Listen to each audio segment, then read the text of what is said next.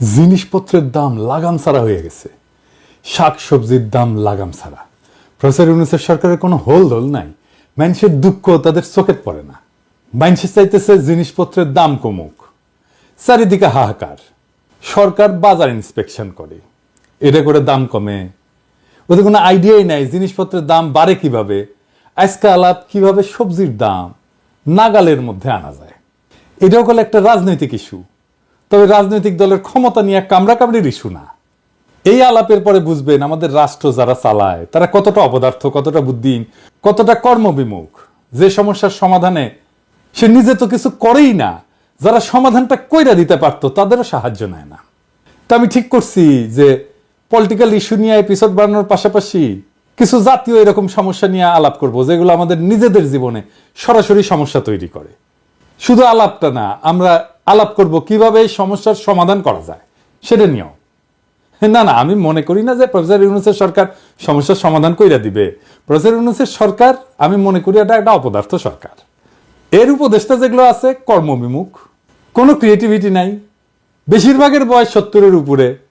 Adult diaper পরে এদের একটা অ্যাডাল্ট ডায়াপার বিষয়ক উপদেষ্টা দরকার ছিল। যাই হোক, আমি আলাপটা করবো এই কারণেই যে বেশিরভাগ সমস্যার সৃজনশীল সমাধান আছে, এটা বোঝানোর জন্য। আর আমার হেটাররা বলে যে আমি নাকি ধ্বংস করতে পারি, গড়তে পারি না। ওদের মুখে যেন আবার জামা ঘষে দিতে পারেন, সেটাও একটা লক্ষ্য এই এপিসোড করার। প্রফেসর ইউনূসের সরকার এই পরিকল্পনাগুলো ইমপ্লিমেন্ট করতে পারলে ভালো, আমি খুশি হব। কিন্তু এই পরিকল্পনা ইমপ্লিমেন্ট করা, বাস্তবায়ন করার জন্য প্রচুর উদ্যম, পরিশ্রম আর প্যাশন লাগবে, সেটা উনাদের নাই। আসেন আজকের সমস্যা নিয়ে আলাপ করি। আলাপে ঢুকি আর কি, পণ্য পরিবহনের চাঁদাবাজি, যার জন্য 15 টাকার সিম 4 গুণ বেশি দামে 60 টাকায় বিক্রি হয়, সেটা কিভাবে কমায় আনা যায়। খুবই সলিড পরিকল্পনা, আপনারা নিজেরাও বুঝবেন যে হ্যাঁ আসলেই এভাবে কমানো সম্ভব। এই নিউজটা দেখেন কি বলতেছে, এডিটর সাহেব একটু দেখায়েন কি বলতেছে। সারা দেশে কৃষকের কাছ থেকে 15 টাকায় 1 কেজি সিম কেনা হয়, মানে কৃষক পায় 15 টাকা। ঢাকায় আসার পরে এই সিম বিক্রি হয় 60 টাকা কেজিতে। নিত্য পণ্যের এই অযৌক্তিক অস্বাভাবিক দাম বাড়ার পেছনে রয়েছে সড়ক মহাসড়কে অনিয়ন্ত্রিত চাঁদাবাজ চক্র। এছাড়া এর জন্য সিন্ডিকেটের দৌরাত্ম্য দায়ী। তো বলা হইতেছে বিভিন্ন এলাকায় অভিযান চালায় 8টা গ্রুপের চাঁদাবাজ চক্রের সক্রিয় 51 সদস্যকে গ্রেপ্তার করছে র্যাব 2 এবং 3। ওই সময় হাসিনা ছিল, এটা কিন্তু হাসিনার আমলের ঘটনা। এই সময় তাদের কাছ থেকে চাঁদা আদায় নগদ 1,12,306 টাকা, রশিদ, লেজার রশ্মির লাইট, 6টা জ্যাকেট, 4টা আইডি কার্ড এবং 41টা মোবাইল ফোন জব্দ করা হয়। দেখেন হাসিনা কইছে শক্ত হইতে হবে, আর শক্ত হইছে, কইলেই শক্ত হইয়া যায়। বাবা এলএম ছিল কিন্তু হাসিনার, বুঝছাও, হাসিনা কইতো আর শক্ত হইয়া যাইত। বাহ, তো যাই হোক, এভাবে শক্ত হইয়া কি চাঁদাবাজি বন্ধ হইছে? হয় না, হবেও না। কারণ এইখানে একটা হিউজ অর্গানাইজেশন আছে। কি কি উদ্ধার করা হয় দেখেন, রশিদ, লেজার রশ্মির লাইট, 6টা জ্যাকেট, 4টা আইডি কার্ড, 41টা মোবাইল ফোন। একটা বিপুল জনগোষ্ঠী এই চাঁদাবাজির সাথে যুক্ত। পত্রিকাতেই বলছে যে গ্রেপ্তার ব্যক্তিরা তথাকথিত ইজারাদারদের নির্দেশে কয়েকটা গ্রুপে ভাগ হইয়া প্রত্যেক রাতে লাখ টাকা চাঁদা তোলে, তার বিনিময়ে 600 থেকে 700 টাকা মজুরি পায়। তাহলে এই চাঁদাবাজিতে একটা বিশাল আয় উপার্জন আছে। সেইটা আপনি শক্ত হইবেন, 2 দিন বন্ধ থাকবে, তারপর আবার শুরু হবে, সরায় দিবেন, আবার চালু হবে। এটা আপনি থামাইতে পারবেন না। এর তাইলে সমাধান কি? এর সমাধান আসলে কেউ করতে চায় নাই, তাই পারে নাই। ট্রেনে সবজি পরিবহন করবে, এটা পরিকল্পনা করেছিল প্রফেসর ইউনূসের সরকার। কেঙ্কা দেখেন এদের মাথার মধ্যে যে কি আছে দেখা লাগবে আর কি। সবজি ট্রেনে প্রথম দিনে আয় হয়েছে 360 টাকা, লোকসান 9 লাখ টাকা। পরিকল্পনা করে, চিন্তা করেন কেঙ্কা প্ল্যান করে, এই বুড়া হাবড়া খাটাসগুলা কেঙ্কা প্ল্যান করে দেখেন। আগে আসেন দেখি, এই যে উত্তরবঙ্গের 15 টাকার সিম ঢাকায় কত দামে বিক্রি হওয়াটা ন্যায্য ছিল।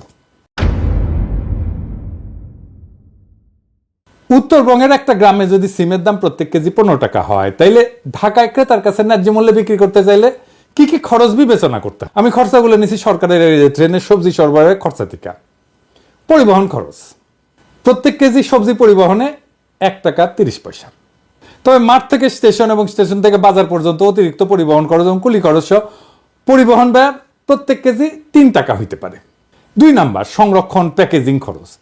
সংরক্ষণ এবং প্যাকেজিং এর জন্য 1 টাকা খরচ হইতে পারে 1 কেজিতে।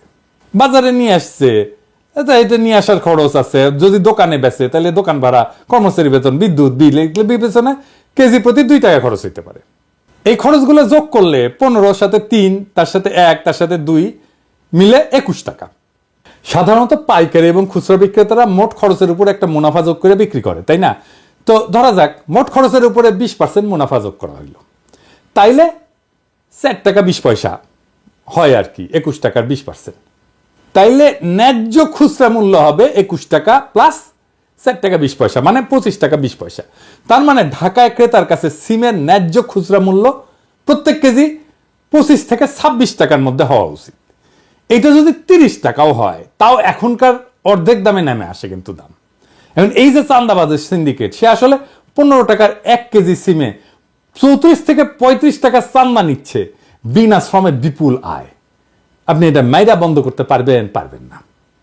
জেলে নিয়ে বন্ধ করতে পারবেন? এত লোককে জেলে নেবেন কেমনে? জেলে নেবেন নতুন লোক এসে বসবে ওইখানে। এই টাকাই যায় পুলিশের কাছে, স্থানীয় রাজনৈতিক নেতার কাছে, র্যাবের কাছে, মস্তানের কাছে। এইটা একটা মাফিয়া সিন্ডিকেট। মাথায় রাখবেন, মাফিয়া সিন্ডিকেটের অপারেটিং কস্ট খুব হাই, এই জন্য নিষিদ্ধ মাদকের দাম বেশি হয়। তাইলে এর কোনো সমাধান নাই? আছে, দারুণ সমাধান আছে। কি সেইটা? আসেন দেখি। আপনি হিউজ চাঁদা তোলার অর্গানাইজেশন ওন করেন সরকারিভাবে, এটা একটা রেগুলেশনের মধ্যে নিয়ে আসেন। এটা সরকারি ট্যাক্স কালেকশন অর্গানের মর্যাদা পেলে পুলিশকে, রাজনৈতিক নেতাকে, মস্তানকে চাঁদার ভাগ দিতে হবে না। সরকার রেভিনিউ পাবে, একটা শৃঙ্খলা আসবে। আইডিয়ালি শাকসবজির আভ্যন্তরীণ পরিবহনে ট্যাক্স দেওয়ার রীতি কোথাও নাই, কোনো দেশে নাই। কিন্তু কি করবেন, আমাদের দেশে একটা বিকট সিস্টেম দাঁড়ায় গেছে, আপনি ইনহেরিট করছেন। এটার একটা ইনোভেটিভ সলিউশনের মাধ্যমে তো রেগুলেশনের মধ্যে না আনলে আপনি তো এটা কোনোভাবে বন্ধ করতে পারবেন না, পারেন নাই, ইতিহাস সাক্ষী। তো কাজটা কিভাবে হবে আসেন সেটা একটু বুঝি।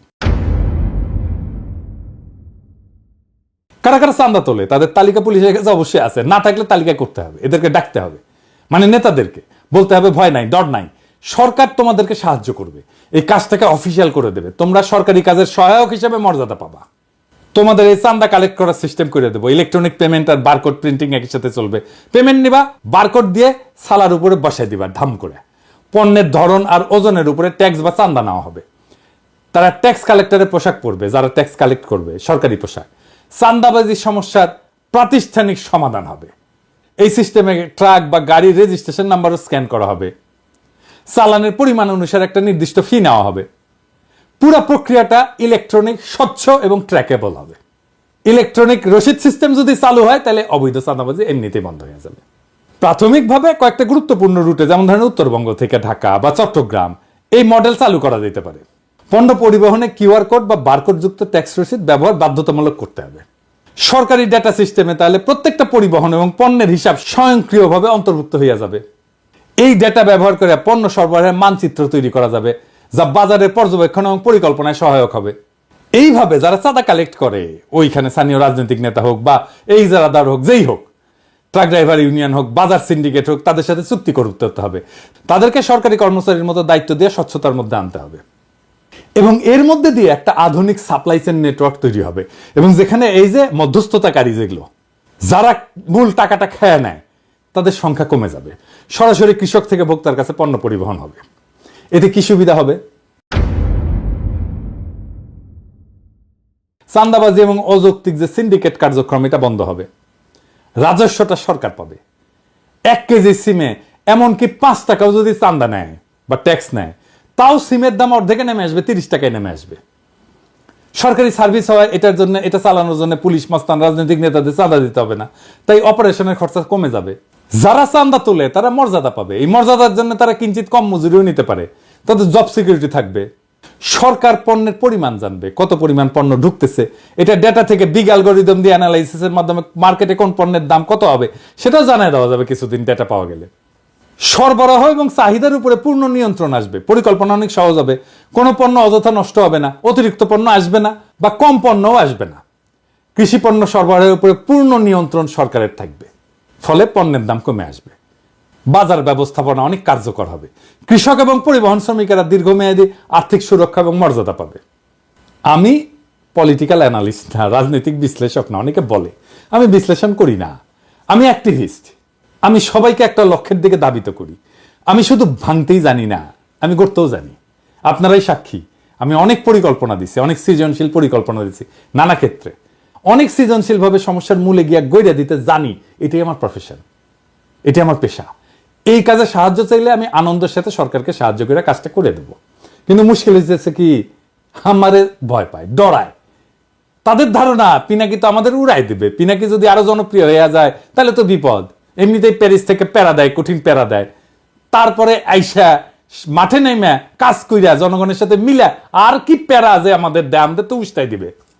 আপনাদের এখন মনে হচ্ছে না যে এইটা একটা চমৎকার সমাধান হইতে পারে আমাদের এই জ্বলন্ত সমস্যার? আমি যদি এরকম পরিকল্পনা দিতে থাকি একের পর এক, তাহলে পাবলিক এমনিতেই বাম্বু দেবে সরকারকে অপদার্থ বইলা। আর সবচেয়ে বড় কথা, জাতি হিসাবে আত্মবিশ্বাসী হয়ে উঠবে। ধীরে ধীরে আমাদের তরুণ প্রজন্মরা জানবে কিভাবে পরিকল্পনা করতে হয়, আউট অফ দ্য বক্স, যে একটা সমস্যাকে সমাধান করে ফেলতে হয়। সমস্যাগুলোর সমাধান খুব জটিল না। এরপরে দেখবেন নিজেরাই এইভাবে সৃজনশীল সমাধান খুঁজে পাবে বেশিরভাগ সমস্যা। সেই দিন বাংলাদেশের সাধারণ মানুষ নিজের হাতে নিজের নির্ভরতার চাবি নেবে। আর সেই দিন আমার ছুটি। সেই দিন ওই যে কোলাহল করি সারাদিন মান, কারো ধ্যান ভাঙিব না, নিশ্চল নিশ্চুপ আপনার মনে পুরিব একাকী গন্ধবিদুর ধূপ, আপনাদের সুখের সংসারে গ্যাঞ্জাম বাধাইতে আসবো না। আমার নাম দিছে বিএনপির লোকেরা আমি নাকি গ্যাঞ্জাম ভট্টাচার্য, আমি খালি গ্যাঞ্জাম করি। তবে আমি বাঙ্গু এলিটদের কাছে মূর্তিমান আপদ হিসেবে বিবেচিত হইলেও বাংলাদেশের সাধারণ মানুষ আমার কথা মনে রাখবে অনেকদিন।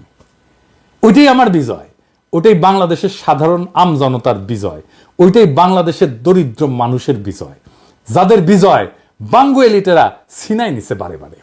ওরা একদিন ঠিকই নিজের বিজয়কে নিজেই রক্ষা করতে পারবে। সেই দিন আমাদের মুক্তি। ইনকিলাব জিন্দাবাদ।